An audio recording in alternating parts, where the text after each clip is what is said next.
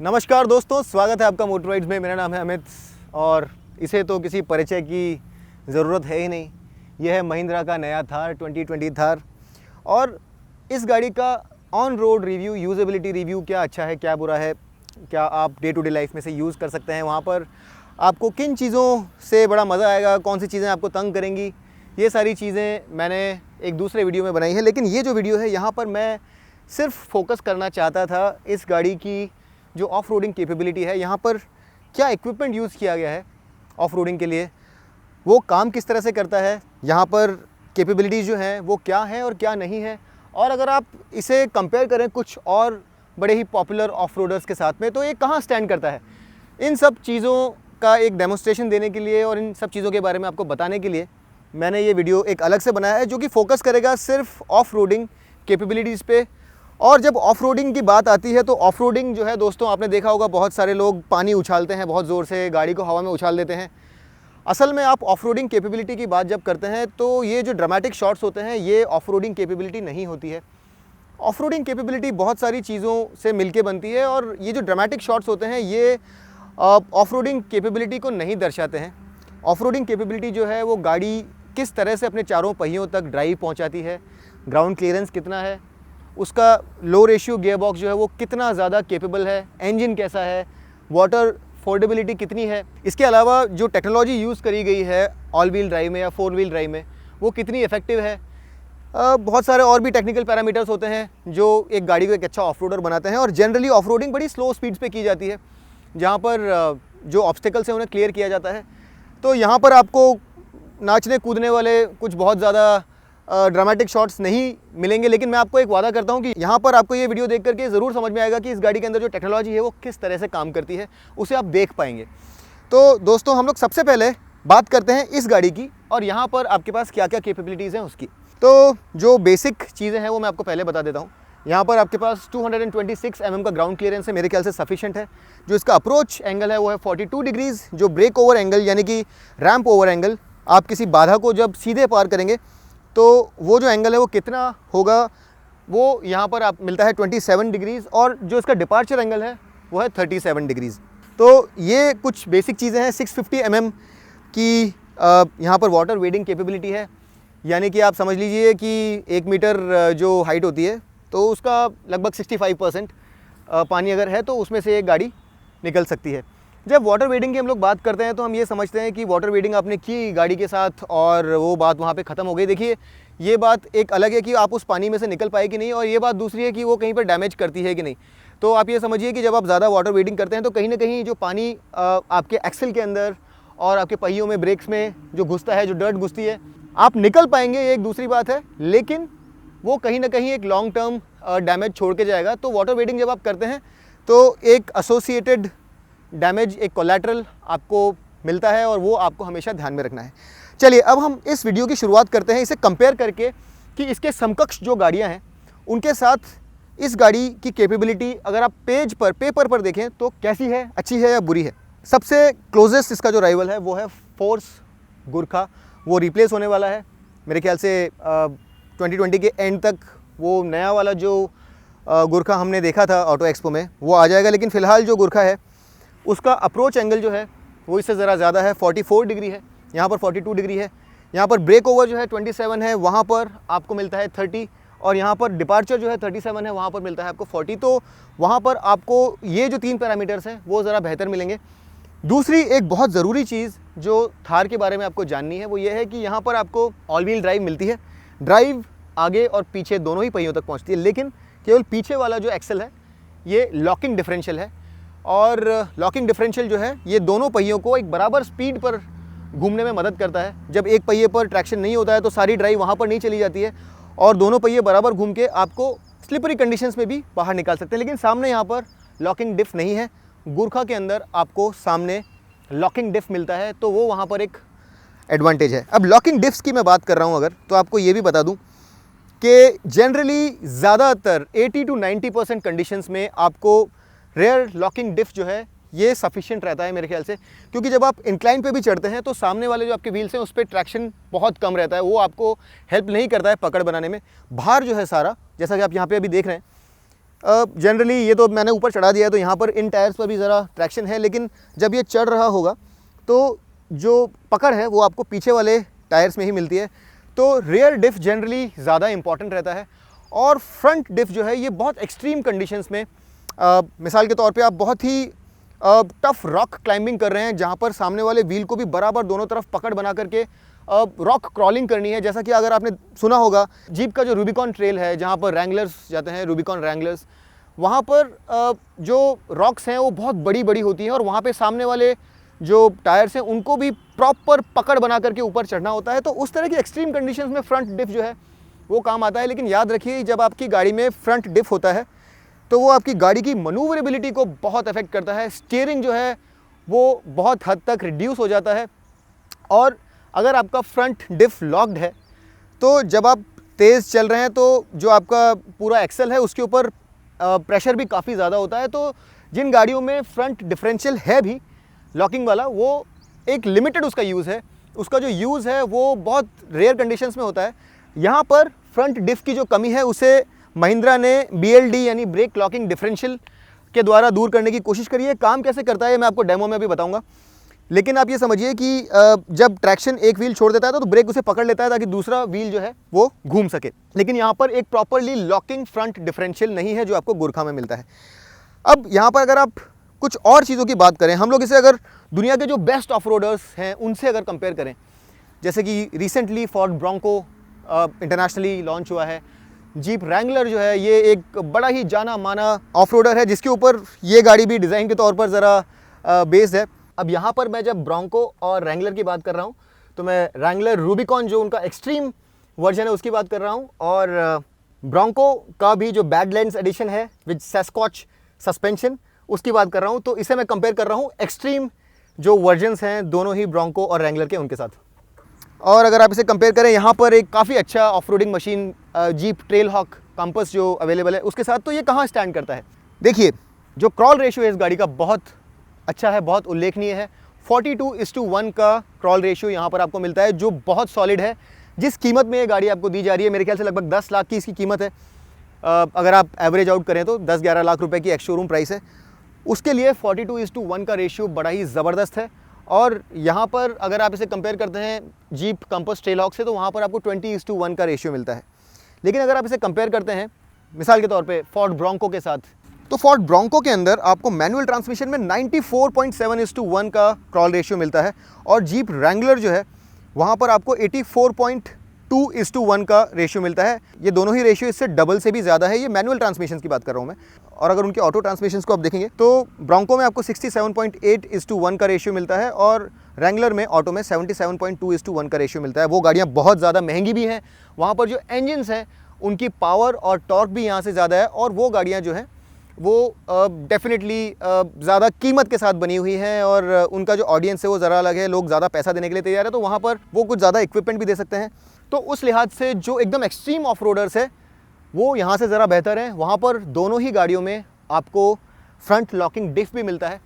लेकिन अगर आप कुछ चीज़ें देखें तो हमारा थार जो है ये भी किसी से कम नहीं है। और अगर आप इसे ब्रोंको से कंपेयर करें तो वहाँ पर आपको अप्रोच एंगल ज़रा बेहतर मिलता है 43.2, जो कि 1.2 डिग्रीज़ बेहतर है। लेकिन यहाँ पर ब्रेक ओवर एंगल वहाँ से 0.7 डिग्रीज़ बेहतर है, वहाँ पर 26.3 ही है, और डिपार्चर एंगल दोनों का बराबर है। उसी तरह से रैंगलर का जो अप्रोच एंगल है वो इससे काफ़ी कम है, वहाँ पर आपको 33.9 डिग्रीज़ का अप्रोच एंगल, 22.6 डिग्रीज़ का ब्रेक ओवर एंगल, और इसी के बराबर 37 डिग्रीज़ का डिपार्चर एंगल मिलता है। तो अपनी कीमत के लिहाज से ये गाड़ी बहुत ही केपेबल है। और एवरीडे कंडीशंस में जहां बात आती है ट्रैक्शन मैनेज करने की, वहां पर ये गाड़ी भी बहुत अच्छे से आपको कहीं भी लेकर के जा सकती है, आपको दो बार सोचना नहीं पड़ेगा।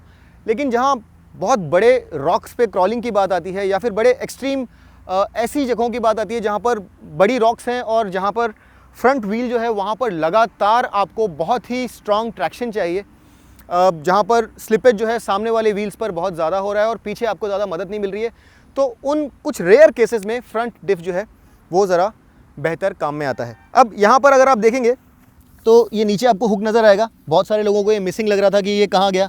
तो अगर आपको विंचिंग करनी है, इसे बाहर निकालना है, तो ये जो हुक है यहाँ पर ये इस्तेमाल में आएगा। और ये मेरे ख्याल से आप में से बहुत सारे लोग जानना चाहते थे। पीछे वाला हुक यहाँ पर अगर आप एग्जॉस्ट के जस्ट ऊपर देखेंगे तो यहाँ पर आपको नज़र आ जाएगा। तो ये आगे और पीछे के जो हुक्स हैं जो आप ढूंढ रहे थे वो यहाँ पर है। सस्पेंशन भी एक बड़ा इंपॉर्टेंट कंपोनेंट होता है, और अगर आप यहाँ पे आकर के देखेंगे तो आपको कुछ हद तक व्हील आर्टिकुलेशन का भी एक अंदाज़ा लगेगा।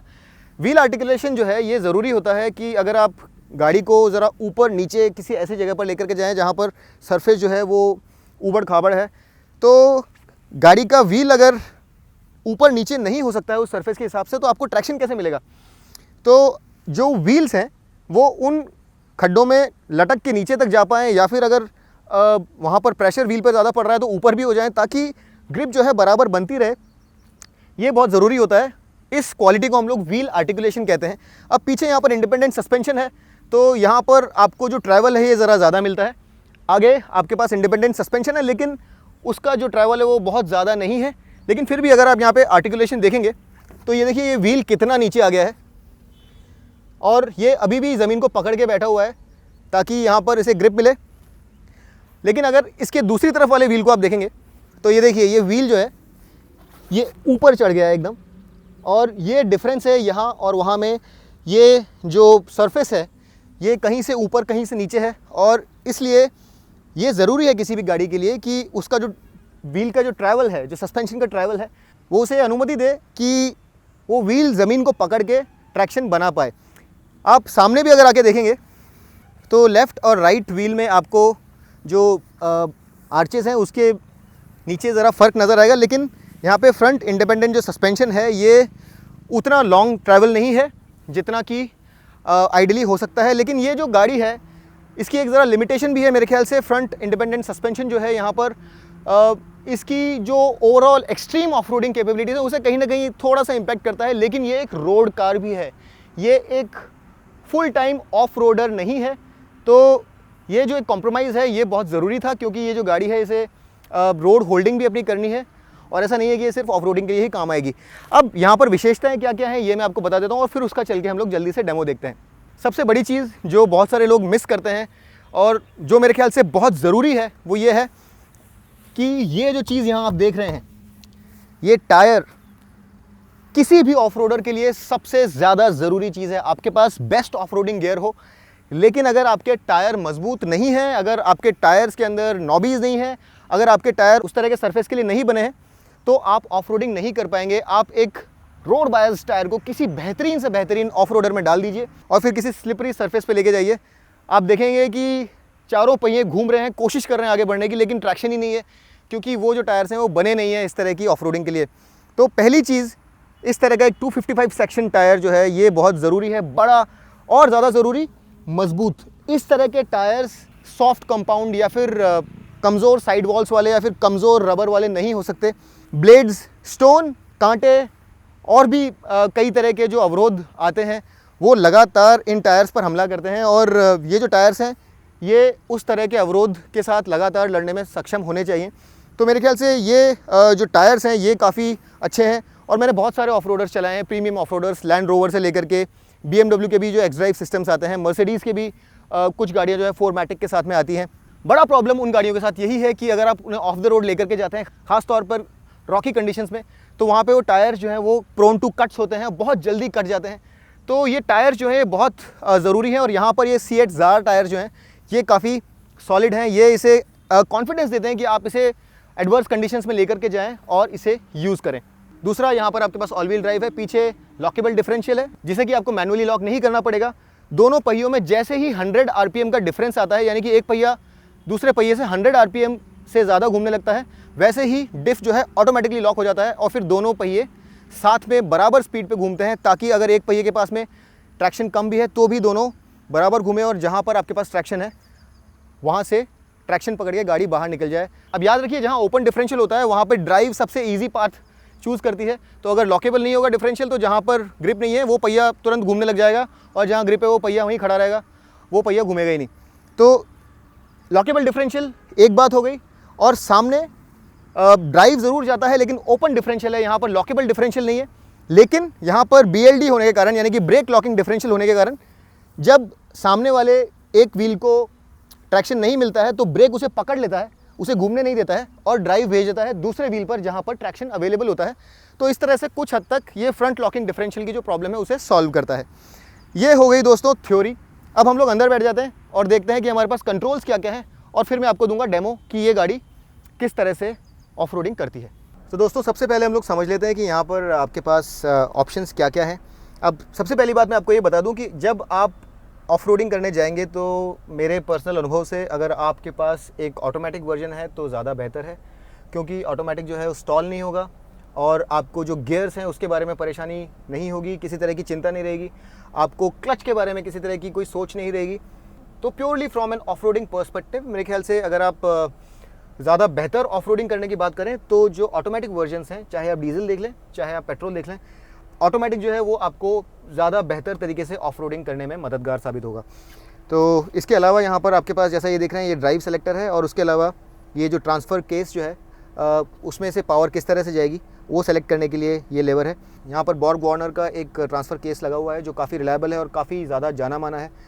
टू हाई जो है ये मोस्टली जब आप हाईवे पर चला रहे हैं नॉर्मल ड्राइविंग कंडीशंस में आप इसे सिर्फ 2 हाई पे रखेंगे, आप इसे 4 हाई पे नहीं रखेंगे, क्योंकि अगर आप इसे ऑल व्हील ड्राइव बनाते हैं तो जो आपकी रोड होल्डिंग कैपेबिलिटी है वहाँ पे फ़र्क पड़ता है। आप नहीं चाहते कि आपकी जो गाड़ी है ये हाईवे के ऊपर 4 हाई मोड में चले, तो आपकी गाड़ी को आपको 2H में ही रखना है। और 4H अगर आपको ऐसा लग रहा है कि आप ऐसी कंडीशंस में आ गए हैं जहाँ पर ट्रैक्शन ज़रा प्रॉब्लम हो सकता है, तभी आप इसे 4H में डालिए।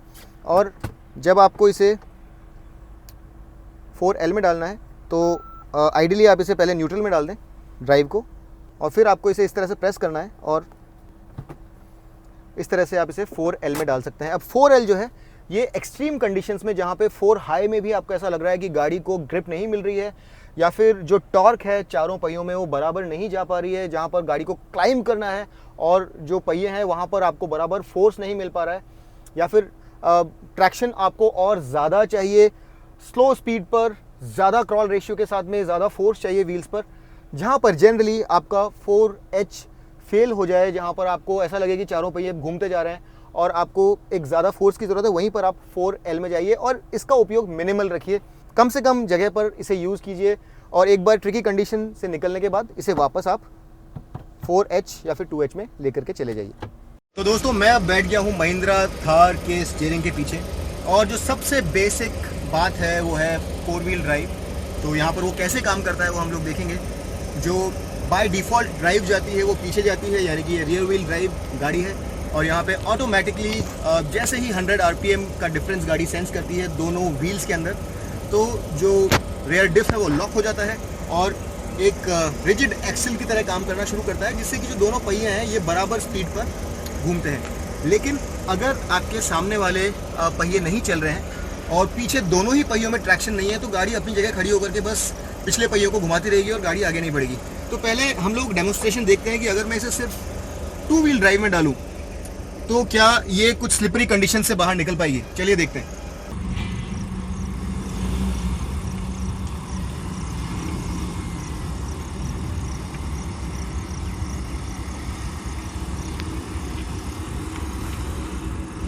तो जैसा कि आपने देखा ड्राइव आगे वाले व्हील्स में नहीं जा रही थी और पिछले पहिए बहुत स्ट्रगल कर रहे थे इस चिकने सरफेस से बाहर निकलने के लिए, और जैसे ही आप इसे 4 हाई में डाल देंगे ये सिचुएशन किस तरह से चेंज होती है ये हम पहले देखते हैं।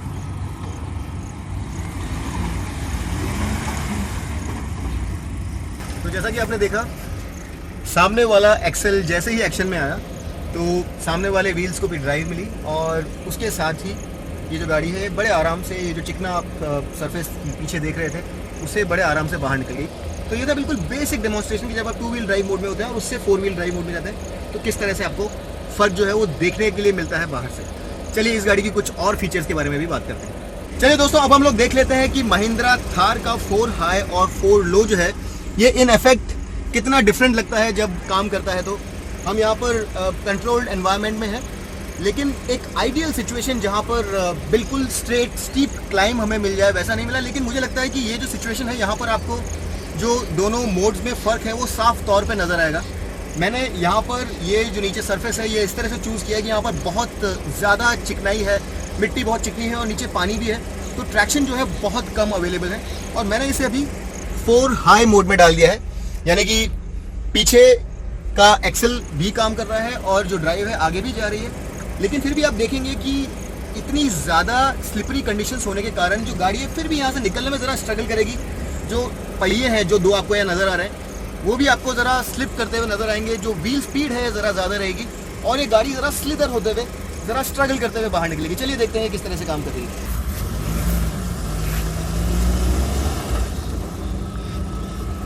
आपने देखा रहेगा कि जो टायर्स है वो ज़रा स्पिन हो रहे थे, बराबर उन्हें ट्रैक्शन नहीं मिल रहा था। एक बार फिर से मैं आपको 4 हाई में ये चीज़ करके दिखाता हूँ।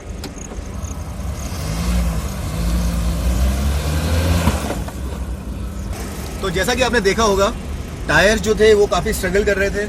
अब मैं इसे 4 लो में डाल दूंगा और फिर आप देखेंगे कि ये जो गाड़ी है ये ज़्यादा कॉन्फिडेंटली इस तरह की सिचुएशन से बाहर निकल पाएगी, क्योंकि यहाँ पर जो टॉर्क कन्वर्जन है, जो मल्टीप्लिकेशन है वो बढ़ जाता है और पहियों को ज़्यादा टॉर्क मिलती है। चलिए देखते हैं।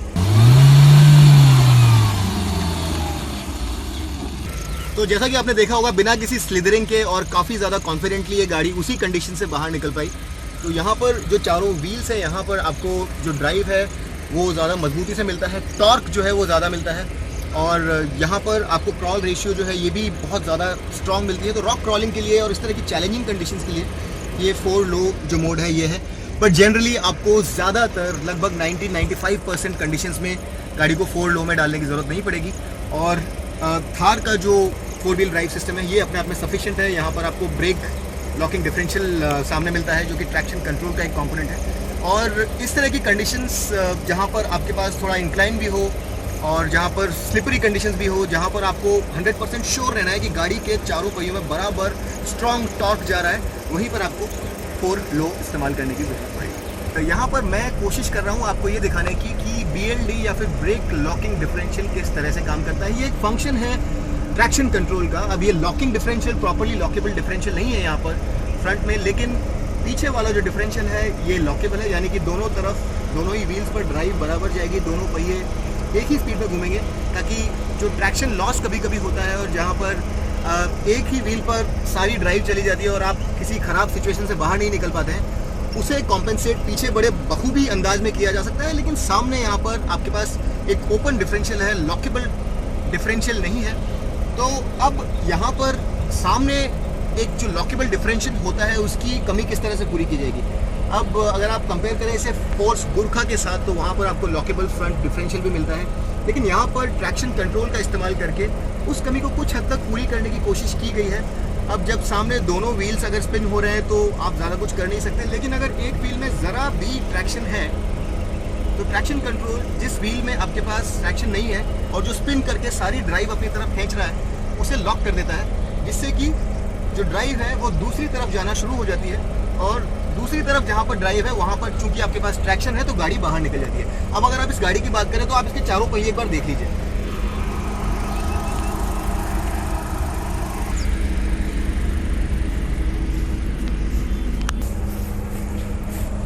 जैसा कि आप देख रहे हैं पीछे के दोनों व्हील्स और फ्रंट राइट व्हील जो है ये मैंने जानबूझ करके ऐसी सिचुएशन में रखा है जहाँ पर बहुत ज़्यादा चिकनी मिट्टी है नीचे, तो गाड़ी के जो व्हील्स हैं टायर्स हैं इसको बिल्कुल ट्रैक्शन नहीं मिलेगा, लेकिन फ्रंट लेफ्ट जो टायर है वहाँ पर थोड़ा सा ट्रैक्शन अवेलेबल है। अब होगा क्या, पीछे वाले व्हील जो है ये स्पिन होंगे क्योंकि दोनों ही तरफ बहुत कम ट्रैक्शन है। यहाँ पर सामने भी ट्रैक्शन बहुत कम है, लेकिन चूँकि फ्रंट लेफ्ट में ट्रैक्शन है तो क्या होगा कि ये जो व्हील है इसे BLD लॉक करेगा और जो फ्रंट लेफ्ट व्हील है वहाँ पर ट्रैक्शन लेकर के ये गाड़ी बाहर निकल जाएगी। मैं ब्रेक नहीं दबाऊंगा, लेकिन चूंकि ब्रेक्स जो है वो काम करेंगे तो आपको ब्रेक लाइट जलती हुई नज़र आएगी। और ये BLD जो है अगर मैं गलत नहीं हूँ तो 60 RPM का जो डिफरेंस होता है वो डिटेक्ट करते ही अपने आप इफेक्ट में आ जाता है। तो चलिए देखते हैं ये किस तरह से काम करता है। अगर आपको पीछे लाइट जलती हुई नज़र आए तो समझ लीजिए कि BLD आया था और उसने इस गाड़ी को बाहर निकलने में ज़रा मदद की।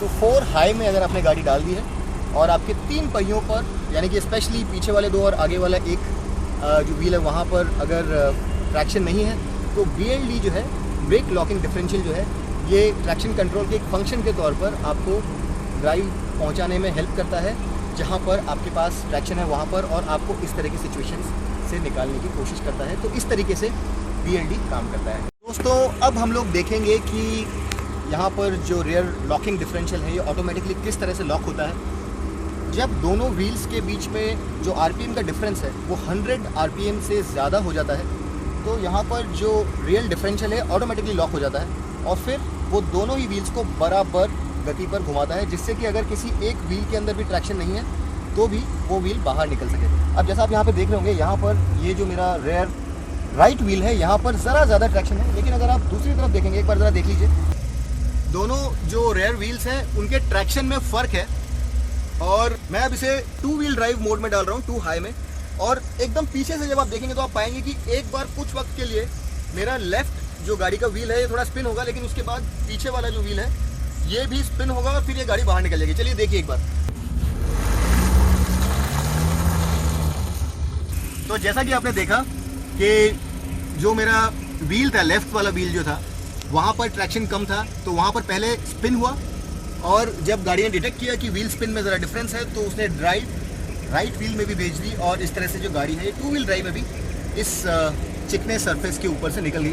तो ये जो लॉकिंग डिफ है ये ऑटोमेटिकली लॉक होता है जैसे ही 2 व्हील्स के बीच में आरपीएम का डिफरेंस होता है, ये तुरंत लॉक हो जाता है और आपको जो ट्रैक्शन है वो बराबर मिलेगा। दोनों ही जो व्हील्स है उसके ऊपर ट्रैक्शन तो आपको खैर सरफेस से मिलेगा, लेकिन जो व्हील स्पीड है वो दोनों ही व्हील्स पर बराबर मिलेगी। उम्मीद करता हूँ कि ये वीडियो देख करके आपको कुछ आइडिया लगा कि किस तरह से ये जो लॉकिंग डिफरेंशियल है काम कर रहा है। तो दोस्तों, थार जो है बड़ा ही केपेबल ऑफ रोडर है और मैं आपको अपने पर्सनल एक्सपीरियंस से बताता हूँ कि इसी जगह पर मैं बहुत सारे ऑफ रोडर्स को लेकर के आया हूँ। इनफैक्ट जहाँ पर ये गाड़ी खड़ी है वहीं पर कुछ दिन पहले मेरे पास फोर्ड एंडेवर स्पॉट भी था, वो गाड़ी भी यहाँ से चढ़ गई थी।